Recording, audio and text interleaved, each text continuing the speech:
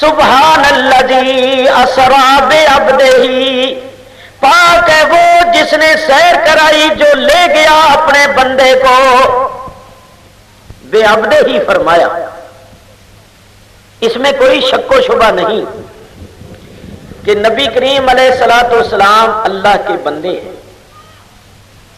ہم مانتے ہیں اور اس پر دل و جان سے ایمان اور عقیدہ رکھتے ہیں کہ حضور علیہ الصلوۃ والسلام اللہ کے بندے ہیں، اور یہ بھی مانتے ہیں کہ حضور اللہ کے رسول ہیں،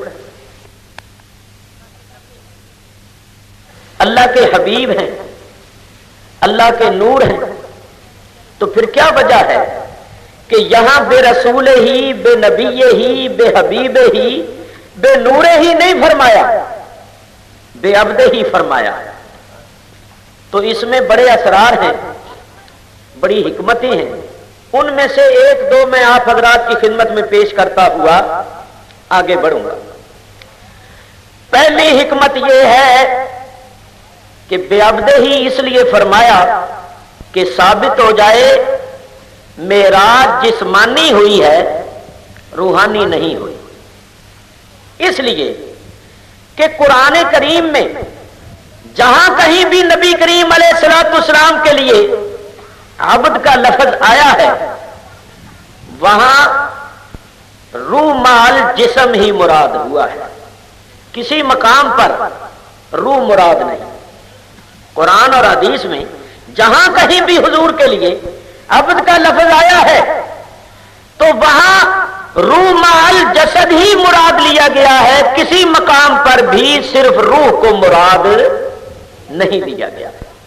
تو بے عبد ہی فرما کر یہ بھی ثابت کر دیا کہ معراج جسمانی ہوئی ہے، روحانی معراج تو ان کو ہر وقت ہی حاصل رہتی ہے۔ ایک حکمت یہ تھی، اور دوسری حکمت کیا ہے؟ سنو، نبی کریم علیہ الصلوۃ والسلام اللہ کی بارگاہ میں حاضر ہوئے تھے، اور جب حضور اللہ کی بارگاہ میں حاضر ہوئے تھے تو شان عاجزی کے ساتھ حاضر ہوئے تھے، یعنی اپنی کامل اکمل عبدیت کے ساتھ حاضر ہوئے تھے۔ اس واسطے اللہ نے بے عبد ہی فرمایا۔ چنانچہ قرآن پڑھ کے دیکھو کہ جب میرے تمہارے پاس آئے تو پھر کیا فرمایا۔ ایک آیت میں ارشاد فرمایا قد جاءکم رسولنا، بے شک تمہارے پاس ہمارے رسول تشریف لائے۔ اللہ فرماتا ہے جانتے ہو یہ جو تمہارے پاس آئے ہیں کون ہیں؟ رسولنا، یہ ہمارے رسول ہیں۔ دوسری آیت میں ارشاد فرمایا قد جاءکم برہان من ربکم، بے شک آ گیا تمہارے پاس تمہارے رب کی طرف سے برہان، یعنی روشن دلیل، سراپا معجزہ۔ اللہ فرماتا ہے جانتے ہو یہ جو تمہارے پاس آیا یہ کون ہے؟ یہ ہماری روشن دلیل ہے، یہ سراپا معجزہ ہے۔ تیسری آیت میں ارشاد فرمایا قد جاءکم من اللہ نور، بے شک آ گیا تمہارے پاس اللہ کی طرف سے نور، یعنی محمد مصطفیٰ صلی اللہ تعالی علیہ وسلم۔ اللہ فرماتا ہے یہ جو تمہارے پاس آئے ہیں جانتے ہو کون ہے؟ یہ نور ہے۔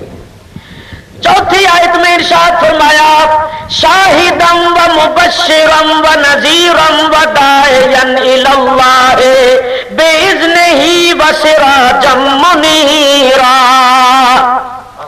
یہ نبی جس کو ہم نے بھیجا ہے جانتے ہو کیا بنا کے بھیجا ہے؟ شاہد، مبشر، نذیر، داعی الی اللہ اور سراج منیر۔ تو ذرا غور کرو، میرے تمہارے پاس آئے تو فرمایا یہ ہمارے رسول ہیں، یہ ہماری روشن دلیل ہے، یہ نور ہے اور یہ سراج منیر ہے۔ اور یہی رسول جب اللہ کی بارگاہ میں گیا تو فرمایا یہ میری بارگاہ میں آنے والا میرا بندہ ہے۔ ایک مثال سے یہ بات سمجھاؤں، دیکھو کوئی بہت بڑا بادشاہ ہو، بڑے جاہ و جلال والا، بڑے مرتبے اور کمال والا، بڑے عدل و انصاف والا، بڑا متقی، بڑا پرہیزگار، تو وہ بادشاہ جب اپنی والدہ ماجدہ کی خدمت میں جائے تو بتاؤ کہ بادشاہ جب اپنی والدہ کے پاس جائے گا تو بحیثیت ایک بیٹے کے جائے گا یا نہیں؟ اپنی ماں کی خدمت میں جب جائے گا تو بیٹا بن کے جائے گا، وہاں اپنا روب و جلال دکھانے یا اپنا دبدبا اور اختیارات استعمال کرنے نہیں جائے گا، بلکہ نیاز مند بن کے سلام کرنے اور ماں سے دعائیں لینے جائے گا۔ ماں دور سے دیکھے گی، کہے گی سبحان اللہ میرا بیٹا آ رہا ہے، بادشاہ سر جھکا کے سلام کرے گا، ماں پشت پر ہاتھ پھیرے گی اور دعائیں دے گی۔ یہ بتائیے کہ وہی بادشاہ جب قوم کے پاس آئے گا تو کیا قوم کے پاس بھی بحیثیت ایک بیٹے کے آئے گا یا قوم کے پاس بحیثیت ایک بادشاہ کے آئے گا؟ قوم کے پاس آئے گا تو بادشاہ کی حیثیت میں آئے گا، بڑے روب و جلال کے ساتھ آئے گا۔ جب ماں کے پاس گیا تھا کیفیت اور تھی، جب قوم کے پاس آئے گا تو کیفیت اور ہوگی۔ تو یہ بتائیے کہ جب بادشاہ قوم کے پاس آئے تو قوم بھی یہ کہنا شروع کر دے کہ بیٹا آ رہا ہے بیٹا، تو بولو وہ قوم لائق اور مہذب کہلائے گی؟ بدتمیز کہلائے گی یا نہیں؟ لوگ کہیں گے بڑی بدتمیز قوم ہے یہ ہے، اس میں کوئی شک و شبہ نہیں کہ وہ بادشاہ بیٹا بھی ہے، مگر بیٹا ہے ماں باپ کا، قوم کا بادشاہ ہے بلا تشبیہ و تمثیل۔ نبی کریم علیہ الصلوۃ والسلام اللہ کے بندے ہیں لیکن میرے تمہارے آقا و مولا ہیں۔ رب کا حق ہے ان کو بندہ کہے، میرا تمہارا حق ہے آقا و مولا کہے، کیونکہ اللہ کے بندے ہیں میرے تمہارے آقا و مولا۔ تو جب وہ اللہ کی بارگاہ میں گئے تو اللہ نے فرمایا دیکھو بھئی یہ میری بارگاہ میں آنے والا میرا بندہ ہے، تو میری بارگاہ میں تو آیا ہے حاجی کے ساتھ، لیکن تمہارے پاس آیا ہے رسول بن کے، تمہارے پاس آیا ہے نبی بن کے، تمہارے پاس آیا ہے نور بن کے، تمہارے پاس آیا ہے سراج منیر بن کے۔ تو یاد رکھو اللہ کا حق ہے ان کو بندہ کہے، میرا تمہارا حق ہے آقا و مولا کہے۔ ایک بات اور بھی سنو، بولو نبی کریم علیہ الصلوۃ والسلام اللہ کے محکوم ہیں یا نہیں؟ اللہ کے محکوم ہیں، یعنی ان پر اللہ حاکم ہے اور وہ اللہ کے محکوم ہیں۔ اللہ کے تو محکوم ہیں لیکن میرے تمہارے کیا ہے؟ حاکم۔ اور حاکم بھی کیسے؟ اللہ تعالیٰ ارشاد فرماتا ہے فَلَا وَرَبِّكَ لَا يُؤْمِنُونَ حَتَّى يُحَكِّمُوكَ فِيمَا شَجَرَ بَيْنَهُمْ۔ اے محبوب تیرے رب کی قسم کوئی مومن ہو ہی نہیں سکتا جب تک اپنے معاملات میں تجھے اپنا حاکم نہ مانے۔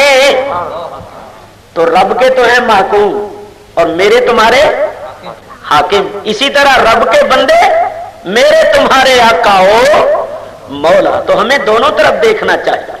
دیکھو نا، جب رب کی بارگاہ میں جاتے تھے تو عاجزی کرتے تھے، سجدے کرتے تھے، روتے تھے، گڑ گڑاتے تھے، زاری کرتے تھے، اور جب لوگوں کے سامنے آتے تھے تو انگلی کا اشارہ کر کے چاند کے 2 ٹکڑے بھی کر دیتے تھے۔ نعرہ تکبیر، ڈوبے ہوئے سورج کو اشارے سے واپس کر دیتے تھے۔ تو معلوم ہوا کہ رب کی بارگاہ میں عاجز ہے اور مخلوقات کے سامنے قادر ہے۔